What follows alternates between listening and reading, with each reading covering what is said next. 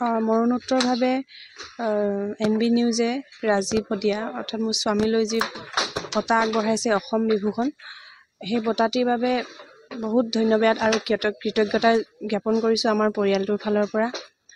আৰু প্ৰথম দিনাখনৰে পৰাই আমাৰ পৰিয়ালটোৰ কাষত, আমাৰ এই বিপদৰ সময়ত, আমাৰ দুখৰ সময়ত NB নিউজৰ সমগ্ৰ পৰিয়ালটি আমাৰ কাষত সদায় থিয় দি আছে।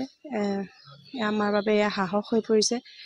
আৰু NB নিউজৰ স্বত্বাধিকাৰী নিপেন দাস ডাঙৰীয়ালৈ মই অশেষ কৃতজ্ঞতা আৰু ধন্যবাদ জ্ঞাপন কৰিছোঁ। আৰু অহা 2 তাৰিখে NB নিউজৰ যি দ্বিতীয় বৰ্ষপূৰ্তি অনুষ্ঠান হ'ব, তাৰ বাবে মই শুভকামনা জ্ঞাপন কৰিছোঁ। বিশেষ অসুবিধা আৰু বিশেষকৈ শাৰীৰিক অসুস্থতাৰ বাবে মই সেইদিনাখন তাত অনুষ্ঠানটিত উপস্থিত থাকিব নোৱাৰিম।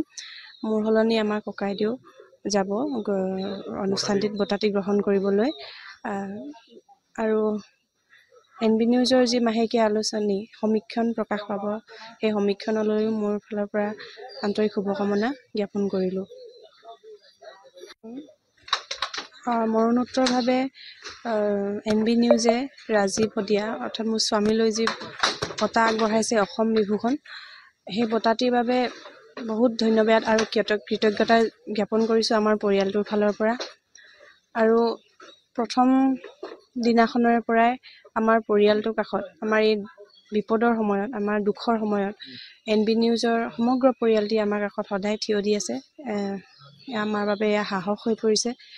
আৰু NB নিউজৰ স্বত্বাধিকাৰী নিপেন দাস ডাঙৰীয়ালৈ মই অশেষ কৃতজ্ঞতা আৰু ধন্যবাদ জ্ঞাপন কৰিছোঁ।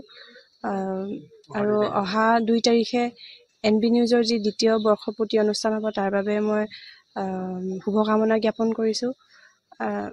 বিশেষ অসুবিধা আৰু বিশেষকৈ শাৰীৰিক অসুস্থতাৰ বাবে মই সেইদিনাখন তাত অনুষ্ঠানটিত উপস্থিত থাকিব নোৱাৰিম।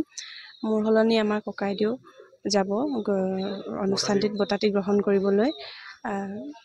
আৰু NB নিউজৰ যি মাহেকীয়া আলোচনী সমীক্ষণ প্ৰকাশ পাব, সেই সমীক্ষণলৈও মোৰ ফালৰ পৰা আন্তৰিক শুভকামনা জ্ঞাপন কৰিলোঁ।